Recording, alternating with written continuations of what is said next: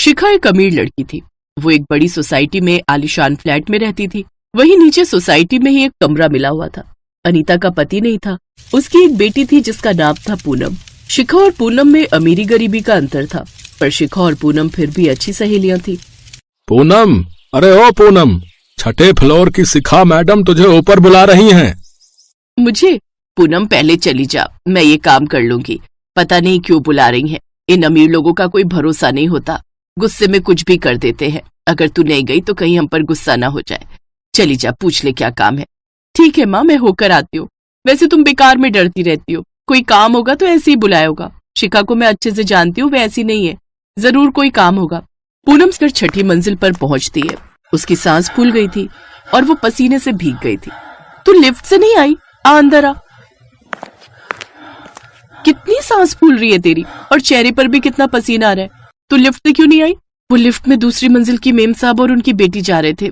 उन्होंने कहा कि मैं सीढ़ियों से जाऊं, उन्हें पार्टी में जाना है तो मेरी वजह से उनके कपड़े खराब हो जाएंगे। ये कैसी नॉनसेंस वाली बातें हैं? बेवकूफ है स्वीटी आंटी तो। आ जाए वो फंक्शन में से एक बार, मैं उनसे बात करूंगी। क्या हुआ बेटा, किससे बात करोगी पूनम बेटा तुम? वही स्वीटी आंटी से। बताओ तो, पूनम ऊपर आ रही थी तो इसे लिफ्ट में नहीं आने दिया। बोल रही थी कि इसकी वजह से उनके कपड़े खराब हो जाएंगे। कैसी अजीब सी है ना स्वीटी आंटी। छोड़ना, वो तो ऐसी सोच वाली है, हम किसी की सोच को नहीं बदल सकते। पूनम को क्यों बुलाया है, कुछ काम था क्या? हाँ, वो आप तो जानते हो मुझे मार्केट जाना और प्रिया बहुत बिजी है और आपको भी काम है। आप बोल रहे थे ना कि आपको साग साफ करना है। ममता आज काम पर कहाँ है, छुट्टी कर गई है। तो मैं सोच रही थी पूनम को अपने साथ बाजार ले जाऊं। अकेले जाने का मन नहीं हो रहा। पूनम, मैं सोच रही हूँ कुछ नए कपड़े तुझे भी दिला दूंगी। शॉपिंग के लिए जा रही हूँ तो अब मैं नए कपड़े ले आऊंगी। हाँ अच्छा है, अब शादी के बाद तुम्हारे कपड़े तो ऐसे ही रखे रहते। शिखा, तुम्हारी शादी हो रही है? हाँ, मेरी शादी पक्की हो गई है, अगले महीने। तभी तो तुझे बाजार ले जाने के लिए बुलाया है। तुम्हारा क्या हुआ पूनम? तुम्हारी मम्मी बता रही थी कहीं रिश्ते की बात की है, वहां से कोई जवाब आया क्या? आंटी जी, उन्होंने मना कर दिया है। बोल रही थी कि हम गरीब हैं, माँ प्रेस का काम करती है, इतने छोटे घर में वो अपने बेटे का रिश्ता नहीं करेंगी। क्या करता है उनका बेटा? 20,000 रुपए महीने की नौकरी करता है फोन की दुकान पर, वहां फोन ठीक करने का काम करता है। तभी इतने भाव चढ़े हुए लड़के के। बाहर में जाए ऐसा लड़का, तेरे लिए अच्छे से अच्छा रिश्ता आएगा, टेंशन मत ले। अरे मम्मी, वो हमारे जो मुनीम जी हैं किशन अंकल, उनका बेटा सुमित भी तो शादी के लिए लड़की ढूंढ रहा है। क्यों ना आप और पापा शिखा के लिए उससे बात करो। किशन अंकल बहुत अच्छे हैं, वो तो मान ही जाएंगे। मेरी सहेली पूनम में कोई कमी थोड़ी है, देखने में इतनी सुंदर है। ठीक है, तुम्हारे पापा आएंगे शाम को तो बात करती हूँ। शिखा और उसकी फैमिली नेचर की बहुत अच्छी थी। शिखा के पापा ने मुनीम जी से बात की। उन लोगों ने पूनम को देखा तो सुमित को पूनम एक ही नजर में पसंद आ गई। मैं जानती थी मेरी सहेली तुम्हें जरूर पसंद आएगी, और मैं सुमित को भी अच्छे से जानती हूँ। सुमित, पूनम बहुत अच्छी है, मैं इसे बचपन से जानती हूँ। तुम्हारी और पूनम की जोड़ी बहुत अच्छी जमेगी। पूनम, तुम्हारी इतनी तारीफ सुनकर मुझे सचमुच बहुत अच्छा लग रहा है। मुझे भी तुम बहुत पसंद हो। एक काम करते हैं सुमित, अब मैं अपनी और पूनम की शादी की शॉपिंग एक साथ करने वाली हूँ। मैं आशीष जी को भी बुला लूंगी और तुम भी आ जाना, हम एक साथ शॉपिंग करेंगे। वो मैं माँ से बात कर लूँ एक बार, फिर बताऊंगी। हाँ, मुझे फोन कर देना। सुमित की फैमिली के जाने के बाद पूनम ने अपनी माँ से इस बारे में बात की। पूनम, हम तो सचमुच बहुत किस्मत वाले हैं जो शिखा की फैमिली की वजह से तुम्हारा रिश्ता एक अच्छे घर में हो गया। पर बेटा, हमारे पास इतने पैसे नहीं है कि हम शिखा बिटिया की बराबरी की शॉपिंग कर सके। मैं सोच रही थी हम थोड़ी सस्ती दुकानों पर चलते हैं जहाँ हमारे बजट में सामान मिल जाएगा। ठीक है माँ, मैं शिखा को बोल दूंगी और सुमित जी को भी कोई बहाना कर देती हूँ। शिखा ने पूनम और उसकी मम्मी की सारी बातें सुन ली थी। और फिर एक सुबह, पूनम जल्दी से तैयार हो जा, हमें एक जरूरी काम से जाना है। अचानक? अच्छा ठीक है, चलती हूँ। पूनम शिखा को कपड़ों की मार्केट ले गई थी। वहां आशीष और सुमित भी खड़े थे। पूनम, मुझे पता है कि तू पैसों की वजह से यहाँ से शॉपिंग नहीं करना चाहती थी, पर मेरा और सुमित का मन है कि तुम यहाँ से शॉपिंग करो मेरे साथ। पर मेरे पास पैसों की टेंशन मत लो पूनम, मैं दे दूंगा। और मैं भी पूरी हेल्प करूंगी, आखिर तुम मेरी सहेली हो। क्यों आशीष? तुम दोनों सहेलियों की दोस्ती देखकर मेरे दिमाग में एक आइडिया आया है। शिखा, क्यों ना तुम और पूनम एक ही दिन शादी करो, एक साथ दुल्हन बनो। एक मंडप में तुम और मैं, और एक मंडप में पूनम और सुमित। आइडिया तो बहुत अच्छा है आशीष जी, मैं पापा से बात करती हूँ। चलो पहले शॉपिंग तो कर ले। पूनम की आंखों में खुशी के आंसू थे। शिखा और पूनम ने शादी की एक साथ शॉपिंग की। ढेर सारी शॉपिंग करने के बाद जब पूनम और शिखा वापस आए तो उन्होंने देखा कि पूनम जिस कमरे में रहती है वहाँ से जोर जोर से लड़ने की आवाजें आ रही हैं। अरे तेरे पति ने मेरे बेटे के साथ तेरी बेटी का रिश्ता जोड़ा था, पर सुनने में आ रहा है कि तूने अपनी बेटी का रिश्ता कहीं और तय कर दिया है। वो बचपन की बात थी और मेरे पति ने वो रिश्ता किया था। इस बारे में मुझे कुछ भी नहीं पता। गांव छोड़ने के बाद उन्होंने मुझसे इस बारे में कभी जिक्र नहीं किया। इतने साल हो गए हम शहर में रह रहे हैं, मुझे पूनम के पापा ने इस बारे में कभी नहीं बताया। तो अब बता तो रहे, पूनम की शादी मेरे से कर दो, क्योंकि पूनम से मेरी सगाई हुई थी, इसलिए शादी मैं ही करूंगा। सगाई तोड़ी भी जा सकती है मिस्टर। जब पूनम की तुम्हारे साथ सगाई हुई थी तब वो छोटी बच्ची थी। कानून भी इस रिश्ते को नहीं मानेगा। मैं तुमसे शादी नहीं कर सकती। तुम हो कौन? मैं तुम्हें नहीं जानती। घबराओ नहीं पूनम, मैं अभी पापा को फोन करती हूँ, वो इनकी अच्छे से खबर लेंगे। बाकी सोसाइटी के लोगों को भी बुला लेती हूँ। शिखा ने सोसाइटी में रहने वाले सब लोगों को बुला लिया। तब तक उसके पापा भी आ गए थे। सुमित के पापा और सुमित भी साथ ही थे। सबको एक साथ देखकर वो बदमाश लड़का और उसके पिता घबरा गए। उन्होंने वहां से चले जाने में अपनी भलाई समझी। पूनम बहुत घबरा गई थी, पर शिखा ने सब कुछ संभाल लिया। शिखा बेटी, तुम बहुत अच्छी हो। भगवान तुम्हें हमेशा खुश रखे। खूब धूमधाम से एक ही दिन और एक ही समय पर शिखा और पूनम दोनों सहेलियों की शादी होती है। कहते हैं दोस्ती के रिश्ते में अमीरी गरीबी ऊंच नीच कुछ नहीं होता। दोस्ती का रिश्ता सबसे पवित्र होता है और दोस्त वही होता है जो हमेशा साथ निभाता है। उस दिन से सोसाइटी में शिखा और पूनम की दोस्ती एक मिसाल बन गई।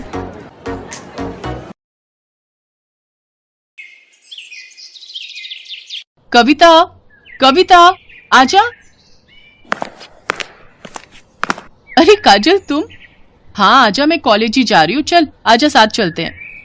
काजल के बार बार कहने पर कविता उसकी कार में बैठ गई। उस महंगी कार को काजल का ड्राइवर चला रहा था और पीछे काजल और कविता बैठी थी। अरे वाह यार काजल, तेरी गाड़ी तो बहुत शानदार है। हाँ मेरे पापा की है, वो आज फैक्ट्री नहीं गए तो उन्होंने ड्राइवर भैया से कहा कि मुझे कॉलेज छोड़ाए। सही है यार, मैं तो इतनी महंगी कार में पहली बार बैठी हूँ। अरे अब तो बैठते ही रहेंगे, अब तुम मेरी दोस्त बनोगी। काजल और कविता एक ही कॉलेज में पढ़ते थे। अभी 4-5 दिन पहले ही उन्होंने एडमिशन लिया था। धीरे धीरे काजल और कविता बहुत अच्छी सहेलियां बन गईं।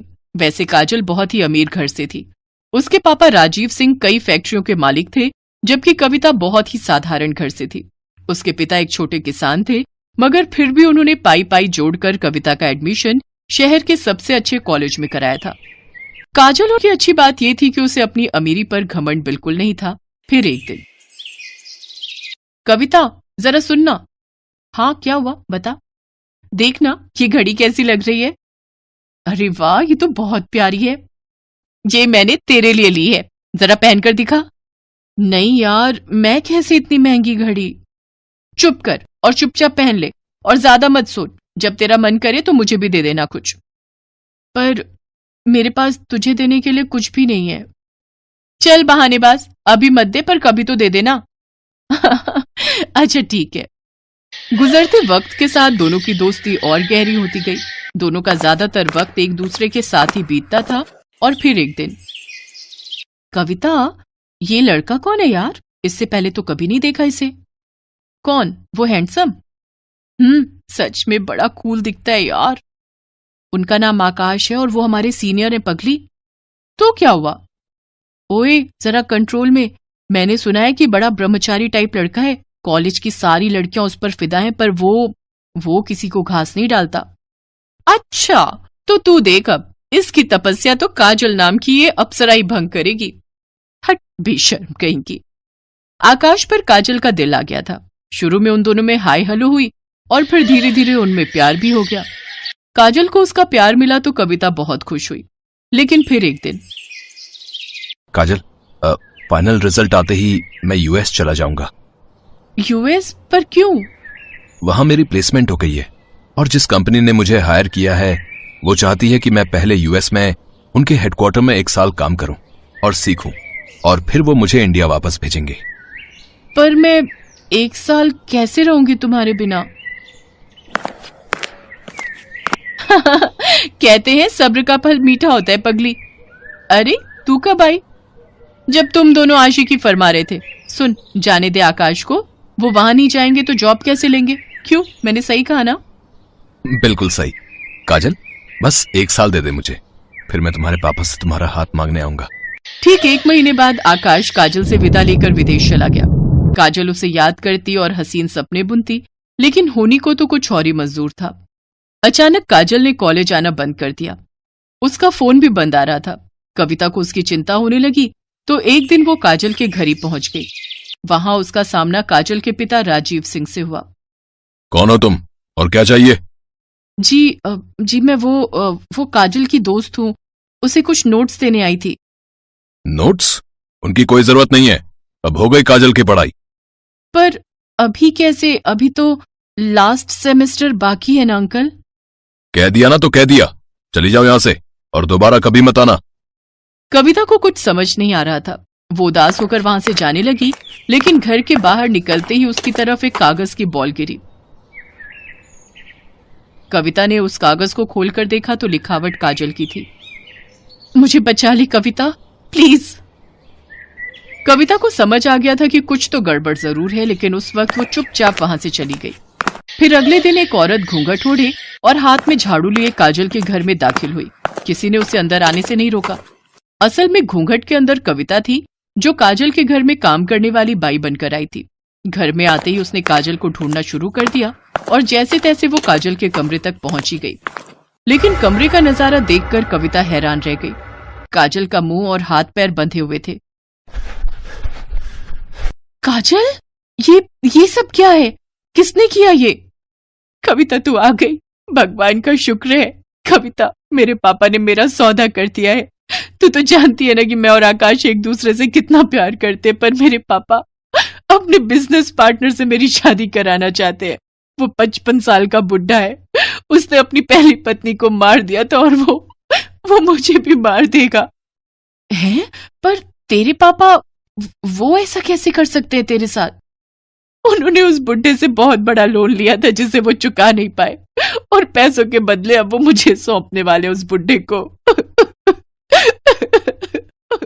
इतना कहकर काजल फूट फूट कर रोने लगी, लेकिन कविता तैयार थी अपनी सहेली को इस मुसीबत से निकालने के लिए। उसने तुरंत दिमाग दौड़ाया और अपनी साड़ी उतारकर काजल को पहना दी और खुद काजल के कपड़े पहनकर उसकी जगह बैठ गई।